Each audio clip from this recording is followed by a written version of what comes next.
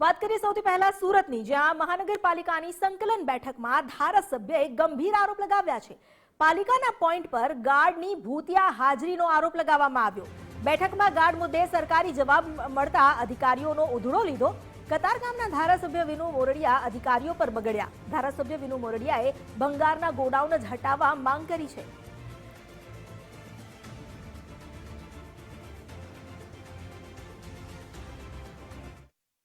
કતારગામ વિસ્તારની અંદર રેસિડન્ટ વિસ્તારમાં ભંગારના ગોડાઉનો અથવા તો ભંગારની દુકાનો એને તાત્કાલિક બંધ કરવી જોઈએ, એના માટેની મારી રજૂઆત હતી.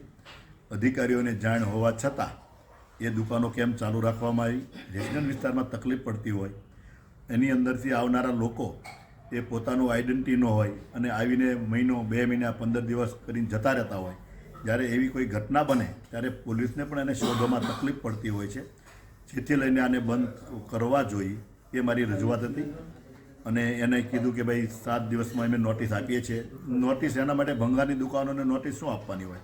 એને તાત્કાલિક એને બંધ જ કરવાના હોય, જેથી કરીને તકલીફ ન પડે.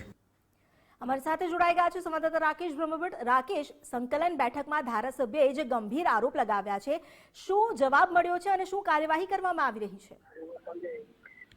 સરકારી તંત્રની કામગીરી સામે ફરી એક વખત છે તે સવાલ છે તે ઉભા કરવામાં આવ્યા છે. કતારગામ વિધાનસભાના ધારાસભ્ય વિનુ મોરડિયાએ પાલિકાની કચેરીએ મળેલી સંકલન બેઠકમાં પાલિકા અધિકારીઓની કામગીરી સામે આ સવાલ ઉભા કર્યા છે અને ગંભીર આરોપ લગાવતા જણાવ્યું છે કે કતારગામ વિસ્તારમાં જ્યાં રહેણાંક વિસ્તાર આવેલો છે ત્યાં મસ્ત મોટા પતરાના શેડ મારી અને ભંગારના ગોડાઉન તેમજ દુકાનો ચલાવવામાં આવી રહી છે અને અહીંથી પસાર થતા લોકોને પણ ઘણી મુશ્કેલીઓ સામનો કરવો પડે છે. સમયાંતરે એવું બને છે કે આ ભંગારની દુકાનના જે કેટલાક અસામાજિક તત્વો પણ બળી જાય છે અને તેના કારણે છેતી જેવા બનાવો બનતા હોય છે અને જ્યારે આ ઘટનાની અંદર તપાસ કરવાની હોય છે ત્યારે પોલીસને પણ ખૂબ જ મુશ્કેલી પડે છે. ત્યારે સંકલન બેઠકમાં જે પ્રમાણે ધારાસભ્યએ રજૂઆત કરી ત્યારે તેના જવાબમાં પાલિકા અધિકારીઓ જણાવ્યું હતું કે નોટિસ આપ્યા બાદ કાર્યવાહી કરવામાં આવશે. જે ધારાસભ્યનો પિત્તો ગયો હતો અને જે પાલિકા અધિકારીઓનો ઉઘડો લીધો હતો કે ગેરકાયદેસર રીતે જયારે ભંગારના પત્રના શેડ મારી ગોડાઉનો ઉભા કર્યા છે તો તેવાને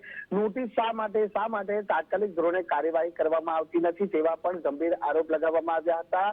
તદુપરાંત સુરત મહાનગરપાલિકાના અનેક જે અલગ અલગ જે ગાર્ડન હોય કે અન્ય કચેરીના વિભાગોમાં સિક્યુરિટી સ્ટાફ મૂકવામાં આવે છે, પરંતુ આ સ્થળો પર છે તે ભૂતિયા સિક્યુરિટી ગાર્ડ છે તે મૂકવામાં આવતા હોવાના ગંભીર આરોપ મૂકવામાં આવ્યા છે અને પાલિકાની તિજોરીને આર્થિક રીતે નુકસાન પહોંચાડવામાં આવતું હોવાના પણ આરોપ તેઓ દ્વારા લગાડવામાં આવ્યા છે. એટલે કાગળ પર સિક્યુરિટી ગાર્ડ ત્યાં હાજર હોવાનું તો બતાવી દેવામાં આવે છે, પરંતુ ત્યાં કોઈ પણ જે સિક્યુરિટી ગાર્ડ છે તે સુરક્ષા વ્યવસ્થામાં હાજર જોવા નથી મળતો. એટલે ક્યાંક પાલિકાની તિજોરીને આર્થિક રીતે નુકસાન પહોંચાડવાનો પણ અહીં પ્રયત્ન થઈ રહ્યો હોય અને તેને જ લઈ ધારાસભ્ય એ છે તે પાલિકા અધિકારીઓનો આજે સંકલન બેઠકની અંદર ઉઘડો લીધો છે અને તાત્કાલિક ધોરણે આ તમામ બાબતોએ ઘટતું કરવામાં આવે તેવી છે તે રજૂઆત છે તે કરી છે. અન્યથા આગામી દિવસોમાં ઉચ્ચ સ્તરે આની રજૂઆત કરવા માટેની તૈયારી પણ તેઓએ દર્શાવી છે.